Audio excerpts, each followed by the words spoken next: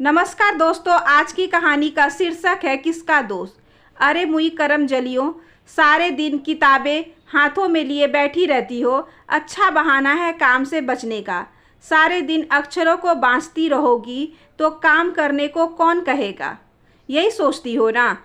और एक हम हैं जो सारा दिन अपने हार मांस जलाए जाते हैं चूल्हे में। बांस सी लंबी होती जा रही हो, मैं पूछती हूँ क्या कलेक्टर बनोगी? नहीं है ऐसा रिवाज इस घर में। लड़कियां हो लड़कियों की तरह रहो। बार लांघकर क्यारी पार करने की कोशिश मत करो। अपने सपनों को किसी गठरी में बांधकर अपनी मियानी में डाल दो। अपने आप कुछ समय बाद उड़ान भरना भूल जाएंगे। थोड़ी और बड़ी हो जाओ, फिर देखना तुम्हारे आगे कैसे कैसे बहाने की मजबूरियों की गुच्छियाँ खोली जाएगी। फिर बुनती रहना उनसे पुराने डिजाइनों के स्वेटर। बुआ का बरबराना जारी था।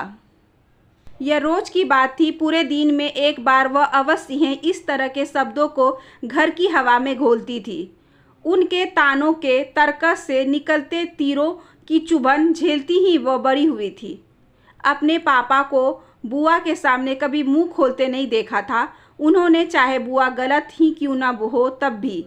माँ शुरुआत में अकेले में ज़रूर दो चार आंसू बहा लेती थी कि उनकी बेटियों को आखिर वह क्यों सुनाती रहती है। बेटियों की क्या गलती है, जो हुआ अपने भाई से पूछो। लेकिन इसके बावजूद बुआ के प्रति उनके मन में कभी मैल नहीं उपजता भी कैसे।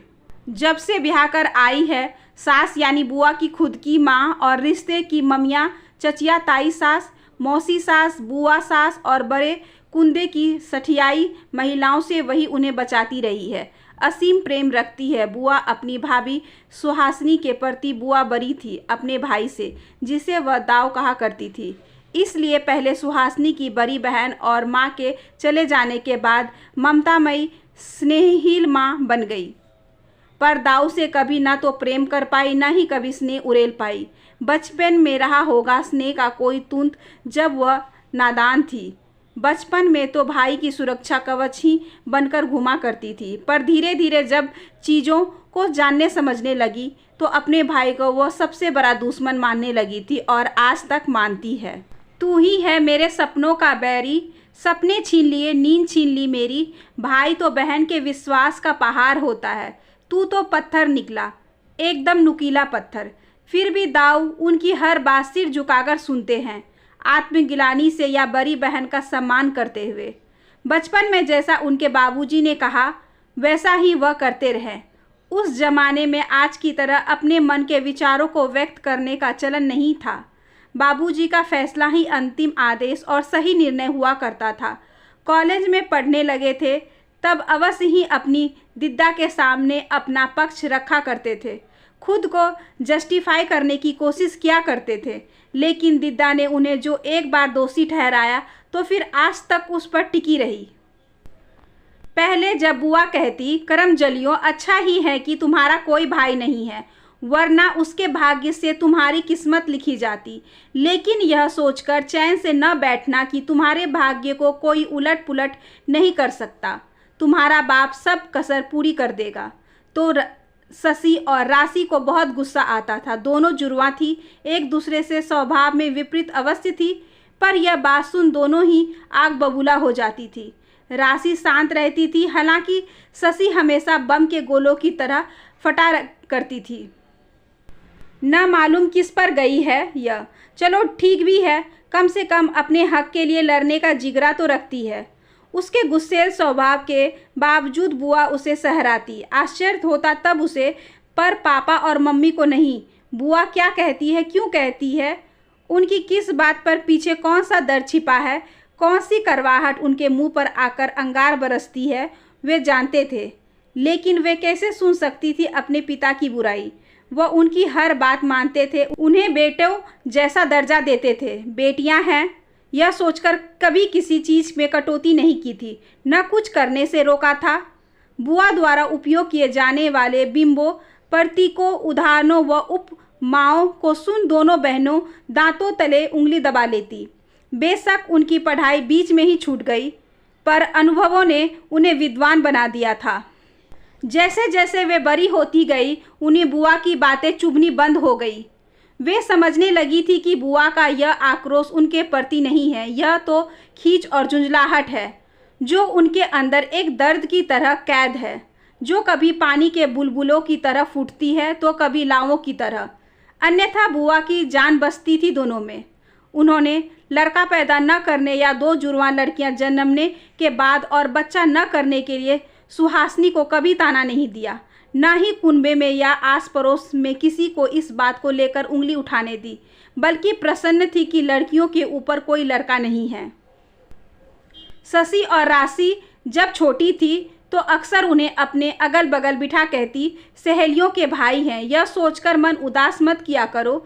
माना कि राखी, भैया दूज और बाकी त्योहारों पर कमी खलती है, लेकिन सच तो यह है कि कुर्बानियाँ नहीं देनी पड़ेगी मेरी तरह। यह बात अलग है कि तुम्हारे पिता ही कहीं उस भूमिका में उतर तुम्हारे सपने में बाधाएं न खड़ी कर दे। हे भगवान, मैंने जो भुगता इन बच्चियों को न भुगतना पड़े। तब सुहासिनी अपनी दोनों बेटियों को ऐसे उनकी गोद में बिठा देती मानो वही उनकी जन्मदात्री हो। बुआ का स्पर्श इतना कोमल था कि दोनों उनसे लिपट जाती। हमेशा सूती साड़ी में लिपटी बुआ उन्हें किसी परी की तरह लगती थी। गोरा रंग, सूतवा नाक, कान के नीचे तिल, कानों में छोटे से बूंदे पहनती थी और हाथों में सोने की पतली पतली चूड़ियाँ। लंबे बाल किसी मायावी सुंदरी की तरह लहराते रहते। कभी लाड आता तो कहती, बुआ परी की कहानी सुनाओ ना। तब बुआ अपने मुलायम हाथों से उनके माथे को सहलाते लगती और वे दोनों कहानी पूरी सुने बिना ही सो जाती। सुहासिनी जब ब्याह कर आई थी तो इस घर में बिन बिहाई बड़ी ननद यानी बुआ के होने की बात से हमेशा आशंकित रहती थी। सुन रखा था कि ऐसी बिन बिहाई नंदे कुंठित होती है और किसी के सुख को खुशी को बर्दाश्त नहीं कर पाती है। और फिर सुहासिनी तो उनसे उम्र में भी छोटी थी।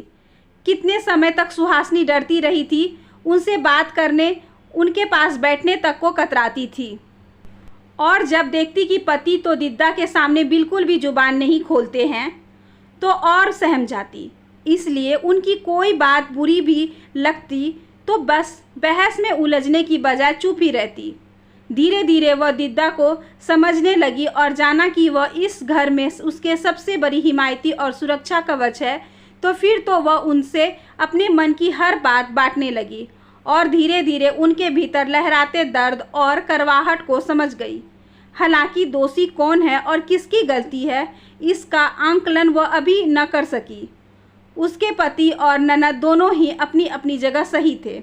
वक्त या फिर परिस्थितियों को ही दोष कहा जा सकता है। वह सिर्फ सुनती पति के खिलाफ भी और दिद्दा की पीड़ा को भी। दिद्दा जब सुहासिनी के सामने अपने बचपन की संदूकुची खोलकर बैठती तो उस समय उनकी आंखों में नमी उतर आती थी। शशि और राशि भी यहाँ वहाँ दुबक उनकी बातें सुन लेती, वरना बुआ उनके सामने अपने दुख की परतें कभी नहीं उघेरती थी। जानती है सुहासिनी, मुझे पढ़ने का बहुत शौक था। यह बात घर में सबको पता थी और सब मुझे इस बात के लिए शाबाशी भी देते थे कि पूरे गांव में मेरे जैसी बुद्धिमान लड़की और कोई नहीं है। अक्सर गांव की बुजुर्ग महिलाएं दूसरी लड़कियों को कहती, देखो इस वृंदा को घर में काम में भी माँ का हाथ बटाती है और पढ़ने में भी होशियार है, रोज़ स्कूल जाती है। तुम्हारी तरह नहीं कि स्कूल जाने के बहाने रास्ते में खेलने लग जाना, इमली तोड़ना, आम के पेड़ पर चढ़ना, तभी तो तुम्हारे माई बाबू के पास रोज़ शिकायतें आती हैं। बाबू को भी इस बात पर गर्व था और माँ तो निहाल रहती थी मुझ पर। वह कहती थी कि वह भाग्यवान है जो उन्हें ऐसी बेटी जन्मी है। रूप गुण सभी दे दिया ईश्वर ने, कृपा तेरी प्रभु, वह अक्सर कहती। पर जब मैं पढ़ रही होती तो मुझे निहारती रहती। उन्हें यह बात बहुत दुखी करती कि मुझे घर पर काम में हाथ बटाना पड़ता है। बाबू कोई धन्ना सेठ तो नहीं थे जो घर में उनके लिए किसी को मदद करने के लिए रख पाते। तुम दोनों क्यों मंडरा रही हो यहाँ? चल सुहासिनी, हम छत पर चलकर बैठते हैं। अरे हमें भी तो वह चाहिए। क्या कहती है ये दोनों शैतान? हाँ, स्पेस। अचानक उनकी नज़रें शशि और राशि पर पड़ जाती है और बुआ उठ जाती है वहाँ से। वह अपने घावों को बच्चियों को नहीं दिखाना चाहती थी। हालांकि कटु शब्द सुना देती थी, लेकिन नहीं चाहती थी कि उनकी आप बीती सुन उन दोनों का मनोबल टूटे। सुहासिनी बिना कुछ कहे चुपचाप उनकी बात सुनती रहती, न किसी बात में हामी भरती, न किसी बात पर तर्क करती। बुआ उनके सामने पति की बुराई करती रहती, उसे दोष देती रहती और सुहासिनी मुख श्रोता की तरह सब सुनती रहती। उसके लिए किसी एक का भी पक्ष लेना वैसा ही था कि इधर कुआं उधर खाई। पति की कोई गलती न होने पर भी वह सदा दीदा के सामने सिर झुकाए रहते हैं, तो वह उनका विरोध कैसे कर सकती हैं? उन्हें कैसे कहती कि वर्षों से जिस भाई को आप दोषी मानती आ रही हो वह निरपराध है। आपके भाई ने परिवार की परंपराओं का पालन किया, अपने पिता के आदेशों का पालन किया। उस उम्र में जब वह पिता पर आश्रित थे, चाहकर भी विरोध कर पाना असंभव था। वैसे भी आपके समय में बच्चे कहाँ माता पिता के सामने मुंह खोलने की हिम्मत रखते थे, तो आपके भाई आपके हक के लिए कैसे लड़ते? शशि और राशि जितना प्यार अपने पापा से करती थी, उतना ही बुआ से भी। दोनों के बीच व्याप्त दूरी उन्हें बहुत खलती थी। बुआ अपने ही छोटे भाई को लेकर इतनी कटु क्यों है, जबकि उनके पापा एक शब्द भी उनके विरुद्ध नहीं निकालते। इतना सम्मान करते हैं उनका, हर छोटी बड़ी ज़रूरत का ध्यान रखते हैं, फिर भी अपराध बोझ से घिरे रहते हैं। आज के ज़माने में कौन रिश्तों को ऐसे सहेज कर रखता है? वह क्या देखती नहीं है उनके रिश्तेदारों, सहेलियों या परिचितों के घेरों में कितने झगड़े होते हैं? कुंवारी बहनों के साथ भाई भाभी कितना दुर्व्यवहार करते हैं, अपमानित कर घर से निकाल देते हैं, जबकि मम्मी पापा दोनों ने ही बुआ को इज्जत के ऊंचे आसन पर बिठा रखा है। हर काम उनसे पूछकर करते हैं। उनकी शादी नहीं हुई क्या, इसलिए प्रश्न उन्हें मतते रहते हैं। चाहे बुआ उनसे कितनी भी लाड़ क्यों न लड़ाती हो, उनसे पूछने की उनकी हिम्मत नहीं थी कि, और पापा से पूछने का मतलब था उन्हें और परेशान करना। लेकिन उनके बीच की दूरियां तो मिटानी ही थी। मम्मी, आप बताओ न कि बुआ के साथ ऐसा क्या हुआ था जिसका दोष वह आज तक पापा को देती आ रही है? क्या करोगी गरे मुद्दे उखाड़कर? दीदा के जख्म बहुत गहरे हो चुके हैं, वे उन पर मरहम लगाने को भी तैयार नहीं हैं, और तुम्हारे पापा खामोशी तोड़कर उनके सामने अपना दिल खोलने को तैयार नहीं होंगे। जैसा चल रहा है चलने दो, आप नहीं बताओगी तो हम पापा से पूछेंगे। बहुत हुआ। शशि भड़क उठी थी। सुहासिनी उसकी जिद से परिचित थी, न जाने कैसा धमाका कर दे। दीदा को पढ़ने का बहुत शौक था, स्कूल में हमेशा अव्वल आती थी। सब तुम्हारे दादा दादी से यही कहते कि पढ़ लिख कर वृंदा तुम्हारा नाम रोशन करेगी, खूब ऊंचाइयां छुएगी। तुम्हारे पापा को पढ़ने का खास शौक नहीं था, वह क्रिकेट खेलने में वक्त बिताते, वही उनकी दुनिया थी। पर बाबूजी चाहते थे कि वह आईएएस बनने। दीदा जब 11वीं में थी तो तुम्हारे पापा के लिए ट्यूशन रखने और 9वीं क्लास में ही विभिन्न प्रतियोगिता परीक्षाओं की तैयारी करने के लिए उन्होंने दीदा की पढ़ाई छुड़वानी पड़ी। दोनों बच्चों की पढ़ाई का खर्च उनके लिए उठाना संभव नहीं था। बेटा ही पढ़ेगा, यह बात बिना कुछ कहे सुने तय हो गई थी। लड़की को तो पराए घर जाना है, उस पर क्या पैसा खर्च करना। बेटा पढ़ेगा तो अच्छा कमाएगा और उनके बुढ़ापे का सहारा बनेगा। बस यही बात दीदा को चुभ गई। तुम्हारे पापा आईएएस तो नहीं बन पाए, लेकिन सरकारी नौकरी पा ली। दीदा कुटती रही, और जब बाबूजी ने उनकी शादी करनी चाही तो अड़ गई कि वह कहीं नहीं जाएगी, सारी उम्र उन पर और दाऊ पर बोझ बनकर रहेगी।